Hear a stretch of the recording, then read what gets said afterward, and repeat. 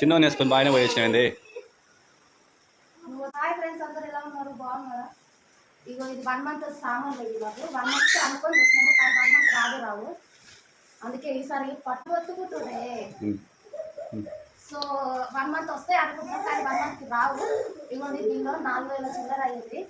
ఇది 3500 ఉంది. కూరగాయలు మొత్తం కలిపితే 4000. ఇందులో కూరగాయల బిల్లు లేదు. ఇది 4000 బిల్లు. ఇదేమో 3500 వచ్చింది బిల్లు. కూరగాయలు ఇందులో యాడ్ కాలేదు. ఇవి ఒక 500 వేసుకో, మొత్తం 4000 చిల్లర వచ్చింది. నెలకు 4000 ఖర్చు పెట్టిస్తే మనం ఏం కష్టం చేస్తాం? సగంకి అయిపోతాయి. ఇప్పుడు మేమైతే తినడానికి షాప్లో పునుగులు అవి తెచ్చుకున్నాము. ఇప్పుడు ఈ తిని కొంచెం రిలాక్స్ అవ్వాలి.